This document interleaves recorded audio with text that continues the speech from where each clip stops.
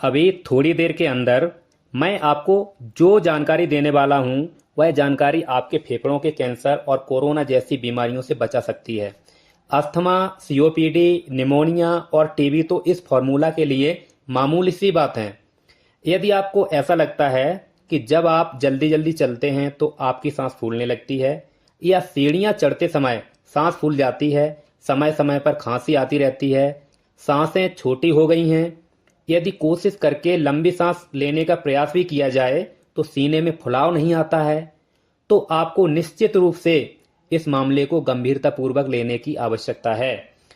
यदि ये सारे लक्षण आपकी समस्या से मेल खा रहे हैं तो आपके फेफड़े कमजोर हो चुके हैं। यदि आप लंबे समय से किसी भी प्रकार का धूम्रपान कर रहे हैं, हुक्का, बीड़ी, सिगरेट आदि, या फिर आपने कभी धूम्रपान नहीं भी किया है पर आप किसी केमिकल बनाने वाली कंपनी में काम करते रहे हैं, ऐसी कंपनी में जहां पर बहुत फाइन पार्टिकल्स की डस्ट उत्पन्न होती है, या फिर केमिकल भाप के रूप में हवा में मिलता रहता है और आप उसी हवा से सांस लेते रहे जो आपकी नाक के माध्यम से फेफड़ों तक जाता रहा और आपके फेफड़े खराब हो गए। यदि आपको भी शंका हो रही है कि आपके फेफड़ों में कमजोरी आ गई है, लंग्स कैपेसिटी डिक्रीज हो गई है, तो इस शंका को कंफर्म करने के लिए कई प्रकार के घरेलू टेस्ट होते हैं, पर मैं आपको एक ऐसा घरेलू टेस्ट बता रहा हूं जो मेरा भी फेवरेट है और आपको कंफर्म हो जाएगा कि आपके फेफड़ों की कंडीशन क्या है, फेफड़ों की क्षमता भी क्या है। इस टेस्ट का नाम है ब्रीथ होल्ड टेस्ट, मतलब कि आप कितनी देर तक अपनी सांस को रोक पा रहे हैं। इसके लिए यदि आपके पास स्टॉप वॉच है तो उसको आप 0 पर लगा लीजिए, या फिर आपके पास कोई घड़ी है तो घड़ी की सेकंड वाली सुई देख लीजिए कि कहां पर है। एक गहरी सांस लीजिए और सांस को होल्ड करके रखिए। जितनी क्षमता हो आप में उतनी देर तक सांस को होल्ड कीजिए और जैसे ही सांस टूटने वाली हो आप स्टॉप वॉच को ऑफ कीजिए। यदि घड़ी देख रहे हैं तो सेकंड वाली सुई फिर से देख लीजिए कि कहां पर है। चलिए मैं आपको इस टेस्ट को लाइव करके दिखा देता हूं कि इस टेस्ट को कैसे परफॉर्म किया जाता है। चलिए तो शुरू करते हैं ब्रीथ होल्ड टेस्ट।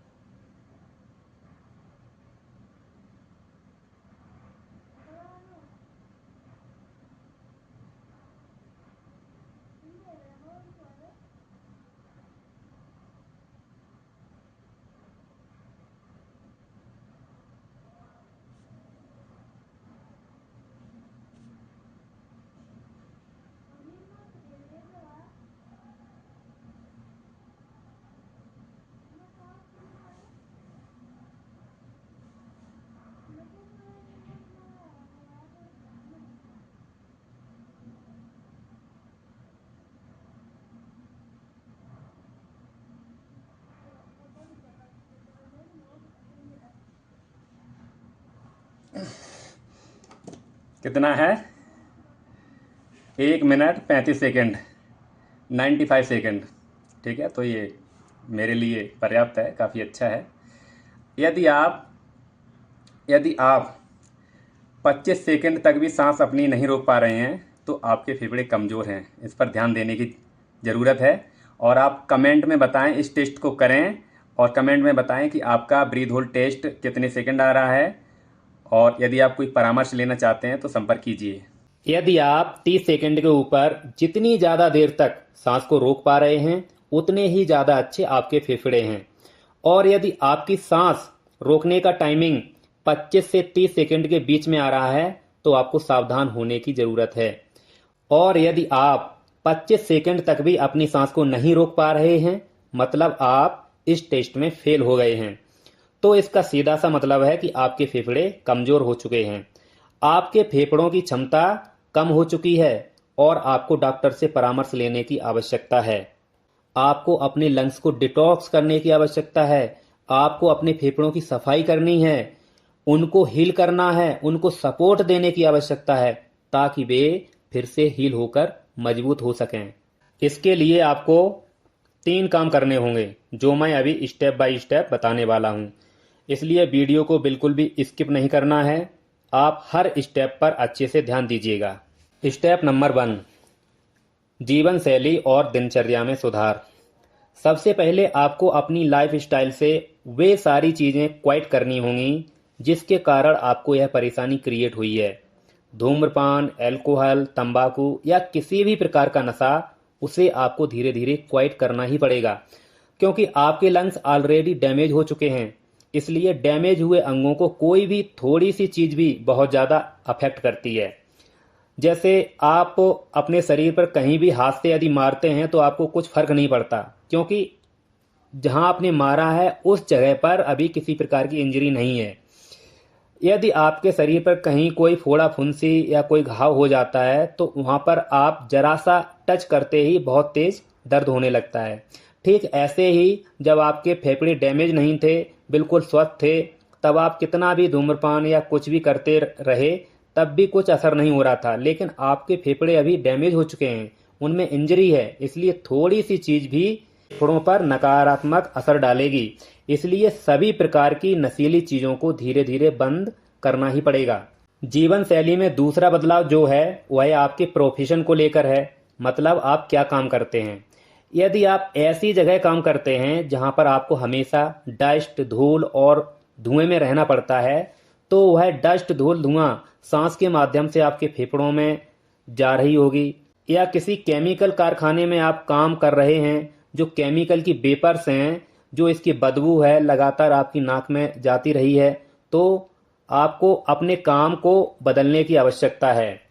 आपको ऐसा काम सर्च करना है जहां पर आप अपने पूरे कार्यकाल के दौरान शुद्ध हवा में रह सकें, शुद्ध हवा में सांस ले सकें। इसके अलावा जिस ऑफिस में आप काम करते हैं, जहां पर आप सोते हैं, जिस कमरे में आपका समय बीतता है, उस घर को, उस कमरे को हवादार बनाए रखें। पेड़ पौधों की बाहर की ताजी हवा अंदर आनी चाहिए क्योंकि फेफड़ों की जो पहली खुराक है वह शुद्ध हवा ही होती है। जब आपके फेफड़ों में शुद्ध हवा ही नहीं जाएगी तो आपके फेफड़े शुद्ध कैसे रहेंगे। अक्सर देखा जाता है कुछ लोग छोटे से कमरे में जब सोते हैं तो चारों ओर से कमरे की खिड़कियां एकदम से एयर टाइट करके सो जाते हैं। किसी भी प्रकार का कोई वेंटिलेशन नहीं रहता, अंदर की हवा की सांस ले रहे हैं, वही हवा छोड़ रहे हैं, बार बार वही हवा नाक से खींच रहे हैं, फिर वही हवा छोड़ रहे हैं, तो धीरे धीरे आपके कमरे की हवा में ऑक्सीजन की मात्रा घट जाती है और कार्बन डाइऑक्साइड की मात्रा बढ़ जाती है। इसलिए अपने कमरे या ऑफिस को हवादार बनाए रखें क्योंकि शुद्ध हवा का आदान प्रदान होना बहुत जरूरी है। तीसरा बदलाव आपकी दिनचर्या को लेकर है। आपको यह जानना बहुत जरूरी है कि हमारा शरीर लाखों करोड़ों सालों से दिन और रात की सर्केडियन रिदम अर्थात जैविक घड़ी को फॉलो करता आ रहा है। सरल भाषा में कहें तो हमारा शरीर और हमारे शरीर के ज्यादातर अंग दिन के समय कार्यशील रहते हैं और रात में सभी अंगों का रिपेयर, मेंटेनेंस और मरम्मत का काम चलता है। इसीलिए हमें शरीर की जैविक घड़ी को डिस्टर्ब नहीं करना चाहिए। इसके लिए हमें सूर्योदय से पहले और सूर्यास्त के बाद कुछ नहीं खाना चाहिए, केवल पानी पिया जा सकता है। और अंधेरा होते ही हमें मोबाइल स्क्रीन, टेलीविजन स्क्रीन, जितने भी इलेक्ट्रॉनिक स्क्रीन हैं उनको आंखों के सामने नहीं लाना चाहिए और घर की लाइट, तेज रोशनी वगैरह बंद कर देनी चाहिए। हल्की लाइट जला सकते हैं। अंधेरा होते ही आप देखेंगे कि कुछ ही देर में आपके शरीर के अंदर मेलाटोनिन का स्तर बढ़ जाएगा और 1-2 घंटे में ही आपको जम्हाई आना चालू हो जाएगी, आपकी आंखों में रेडनेस आ जाएगी और आपको सो जाने की इच्छा होने लगेगी। जैसे ही आप समय से सोना शुरू कर देंगे और भरपूर नींद लेना शुरू कर देंगे तो आप देखेंगे कि कुछ ही दिनों में आपकी जो सांस फूलने की समस्या है, फेफड़ों की और जो भी समस्याएं हैं, उनके लक्षण कम होने शुरू हो जाएंगे। क्योंकि रात हमारे अंगों के रिपेयर और मेंटेनेंस के लिए ही बनाई गई है। आपने देखा होगा जो छोटे बच्चे होते हैं वह 20-20 घंटा 24-24 घंटा लगातार सोते रहते हैं, क्योंकि सोते समय हमारे ज़्यादातर अंग रिपेयर मोड में होते हैं और बच्चे ग्रोथ पीरियड में होते हैं। सोते समय उनके शरीर में नई नई कोशिकाओं का निर्माण होता है, जिससे बच्चे बड़े होते हैं। बच्चों की कोशिकाओं की संख्या एडल्ट होने तक कम से कम 30 से 40 गुना तक बढ़ जाती है। ठीक ऐसे ही सोते समय हमारे फेफड़ों की जो कोशिकाएं डैमेज हो चुकी हैं, उनकी जगह पर एग्जिस्टिंग कोशिकाओं के सेल डिवीजन से नई नई कोशिकाएं बनकर उनकी जगह पर आती रहती हैं। मतलब जो डैमेज टिश्यूज होते हैं, डैमेज कोशिकाएं होती हैं, डैमेज कोशिकाओं को हटाकर नई नई कोशिकाएं वहां पर आती रहती हैं। इसलिए एक अच्छी नींद लेना बहुत जरूरी होता है। दूसरे स्टेप में आपको अपने भोजन में बदलाव करना होगा। पोषक तत्वों से भरपूर संतुलित आहार और सुपाच्य भोजन ही आपको ग्रहण करना है। ज़्यादा भारी भरकम हाई प्रोटीन और हाई फैट वाला भोजन आपको नहीं लेना है, क्योंकि ऐसा भोजन खाने के बाद पेट भारी हो जाता है और हमारा पाचन धीमा हो जाता है, जिससे भोजन के पोषक तत्व शरीर में एब्जॉर्ब नहीं हो पाते हैं और भोजन से मिलने वाले पोषक तत्व ही हमारे शरीर की टूट फूट की मरम्मत में कच्चे माल का काम करते हैं।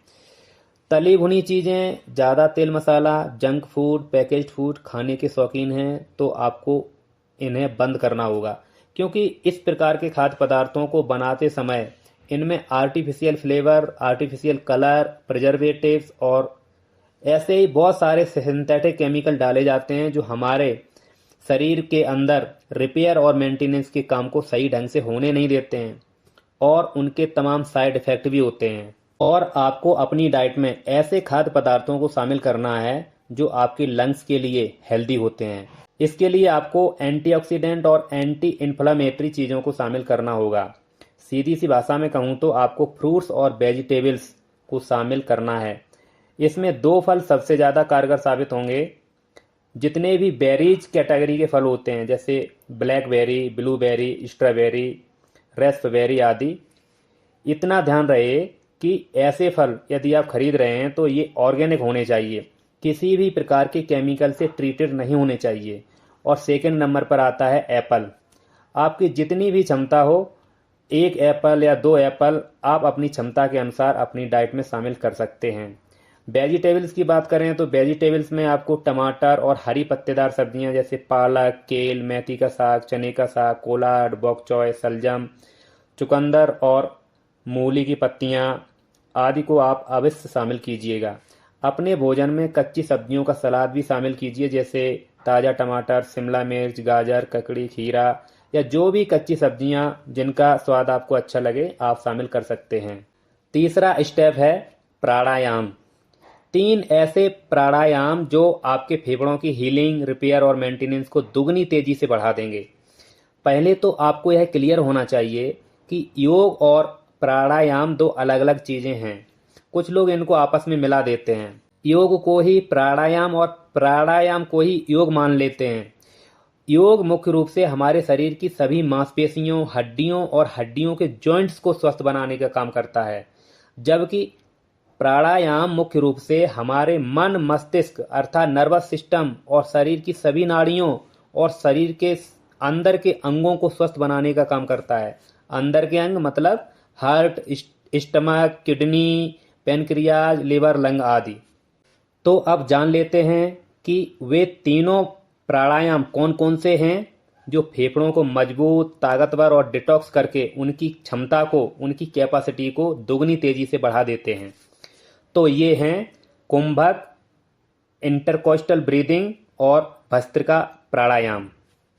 नंबर 1 कुंभक। जैसे अभी मैंने आपको ब्रीथ होल्ड टेस्ट बताया था, उसी से मिलता जुलता है। अंतर बस इतना है कि ब्रीथ होल्ड टेस्ट में हम अपनी सांस को मैक्सिमम टाइम तक होल्ड करके रखते हैं, जबकि कुंभक में हम सांस को धीरे धीरे भरते हैं। सांस भरते समय कम से कम 4 सेकंड का समय लगना चाहिए और लगभग 8 सेकंड तक सांस को रोक कर रखते हैं। फिर 4 सेकंड में ही हम अपनी सांस को धीरे धीरे छोड़ते हैं। कुंभक के दौरान सांस भरते समय हमें यह ध्यान रखना होगा कि हमें ज़्यादा से ज़्यादा सांस अंदर खींचनी होगी, जिससे कि हमारे फेफड़े अपने मैक्सिमम एक्सपेंशन में आ जाएं, ज़्यादा से ज़्यादा फूल जाएं।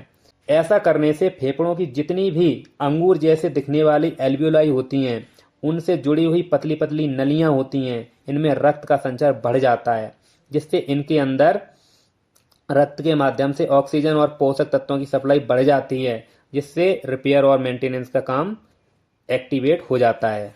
दूसरा प्राणायाम है इंटरकोस्टल ब्रीदिंग।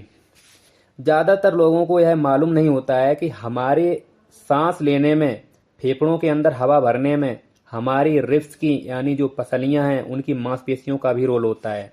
इन मांसपेशियों को इंटरकोस्टल मसल कहते हैं। इन मसल्स को मजबूत बनाकर हम अपने फेफड़ों की कैपेसिटी को बढ़ा सकते हैं। इसके लिए हम अपने हाथों को इस प्रकार से होल्ड करके रखेंगे। सांस को इनहेल करते समय अपने चेस्ट, गर्दन और सीने को स्ट्रेट रखेंगे। इनहेल और एक्सहेल करते समय मूवमेंट करेंगे। फिर इसी क्रिया को लेफ्ट साइड और राइट साइड में भी दोहराएंगे। तीसरा है भस्त्रिका प्राणायाम। इसके लिए आप सबसे पहले किसी भी मेडिटेशन पोजीशन में बैठ जाएं। इस प्राणायाम में हम अपनी सांस को तेजी से अंदर बाहर करते समय अपने कंधों, चेस्ट और पेट का भी मूवमेंट करते हैं। ठहाके लगाकर जोर जोर से हंसते समय होने वाले फेफड़ों के मूवमेंट्स और भस्त्रिका प्राणायाम के मूवमेंट्स, इनमें ज़्यादा अंतर नहीं होता है। शायद इसीलिए रावण जोर जोर से कंधे हिलाकर ठहाके लगाकर हंसता था। उसे इसके फायदे के बारे में काफ़ी जानकारी रही होगी। तो कभी भी यदि आपको हंसने का मौका मिल जाए तो आप रावण बन जाइए, आपके फेफड़े डिटॉक्स हो जाएंगे। जीवन शैली और दिनचर्या में बदलाव, भोजन में बदलाव और ये तीनों प्राणायाम यदि आपने नियमित रूप से इतना कर लिया तो आपको 10 से 15 दिन में ही महसूस होने लगेगा कि आपके फेफड़े मजबूत होने लगे हैं, फेफड़ों की सफाई होने लगी है, आपके फेफड़े डिटॉक्स होने लगे हैं।